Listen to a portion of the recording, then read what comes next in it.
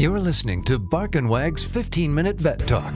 Each week, your host, Polly Requa, interviews veterinarians and individuals in the pet industry from across the nation answering pet questions. Bark and Wag podcast is produced weekly for your enjoyment, and show notes can be found at barkandwag.com under the podcast tab. That's BARKNWAG.com. Please remember to subscribe to Bark and Wag 15-Minute Vet Talk. Welcome to Bark and Wag 15-Minute Vet Talk. I'm your host, Polly Requa. Today we're talking to Dr. Kathryn Primm, owner and chief veterinarian at Applebrook Animal Hospital in Tennessee, also co-author of Pet Parents' Guide to Infectious Disease, about what every pet parent should know about dog flu and spring pet health. Welcome, Dr. Primm. Hi, thanks for having me. So I wanted to have you on the show because spring is coming and there's a lot of puppies and dogs at dog parks. And I wanted to find out what kind of dogs are most at risk for dog flu. Well, and that's important because in the spring we are getting out with our dogs and dogs are seeing each other. And so the most at-risk population is social dogs, dogs that run up to other dogs, go to dog parks, doggy daycare, dogs that see other dogs. However, that is not to say that even if your dog is more of a couch potato, he or she is not at risk, because canine influenza or dog flu can be spread on your hands or your clothes. It's not only the social dogs, although the social dogs kind of are where we have our focus today. Okay, and can dogs spread it? Do they get it on their paws or their nose from sniffing grass, or how is it transferred? Well, if they touch noses or if they lick each other or, kind of get in each other's faces, it is even if you go to a restaurant that is dog friendly and someone before you had their dog and their dog maybe wasn't acting sick but was actually carrying the canine influenza virus in some way, your dog would be at risk. And you wouldn't really know that. You wouldn't really see anything that would make you concerned. So what are the signs and symptoms and how do we treat it?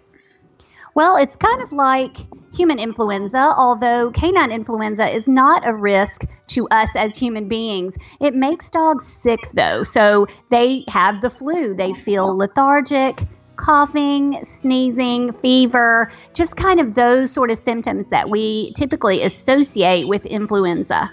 And so is there medication that we can give the dogs? Actually, it's just supportive care. There's not a specific flu medication or tablet that we can give. And that is why it is so important that we try to prevent and stop the spread, because there's no specific just one thing that takes care of all canine influenza cases. So, for example, what does a kennel do if there's a canine outbreak? Well, it's kind of devastating because dogs can spread the canine influenza virus for quite a long time after they have been sick. So if you have a dog in your kennel that is sick, you're going to have to disinfect and kind of do some really, really specific and sort of expensive things to get rid of it. So I would say every kennel situation needs to require vaccinations for dogs that are incoming for canine influenza for sure. This is Polly Requa, host of Bark and Wag 15-Minute Vet Talk. Today we're talking about Rover.com. Rover.com is our sponsor. Rover.com is the largest network of 5-star pet sitters and dog walkers in the United States. Rover.com offers in-home dog boarding, pet sitting, dog walking, and even doggy daycare. Rover.com has an app that allows you to search, book, favorite, and even pay. It's so easy. Our family is super busy. I have 2 girls in competitive sports. If I can't take the dogs to a sports event, I go on Rover.com and find a dog sitter. I can do a free meet and greet. I can review a detailed profile and review of the sitter. And every booking is insured. If you're a dog owner, you must check out Rover.com. Get $25 off your first booking by visit rover.com/vettalk. That's rover.com/VETTALK. And you will receive $25 off. Rover.com is on Instagram, Facebook, and Twitter. When in need of a service to help you with your dog, use Rover.com. For $25 off your first booking, visit Rover.com/VetTalk. Is the vaccination, is that the Bortella that they put in the nose? No, but that's an important vaccine as well. But it does not have the canine influenza. The canine influenza vaccination is specific to the 2 strains of canine influenza that we are seeing in this country. And so you kind of have to ask for it or make sure, yeah. And what are the strains that people or vets are seeing? Well, there is H3N8 and there is H3N2. So it's important that you ask questions at your veterinarian about the type of vaccine that is being given, because you want to make sure that your dog is getting the bivalent, which means it has both of the strains in it. Okay. And is it something that the dog has once a year or every 6 months, or?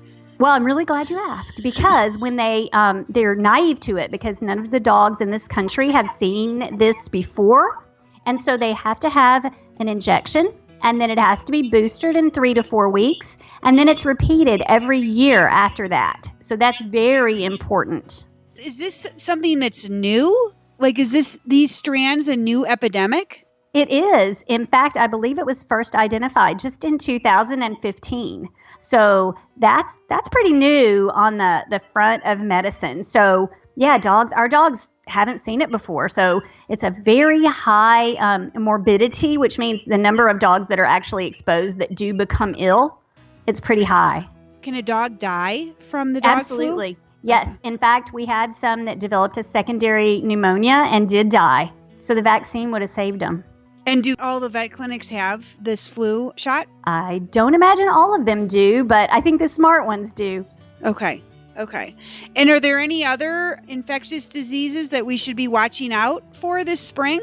Well, the social dogs kind of can spread these upper respiratory ones. And you mentioned the kennel cough, and that's an important vaccine as well. Most veterinarians do offer that one, but you want to be sure. And always, all dogs should be vaccinated for their core vaccines based on the recommendations of their own veterinarian.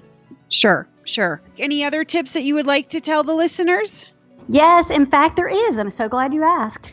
There is a website that is an amazing resource for people that want to find out more about dog flu, and it's just dogflu.com. They've got videos and links and information and even a list of veterinarians who are offering this bivalent vaccination. Perfect. I'll put that in the show notes. Excellent.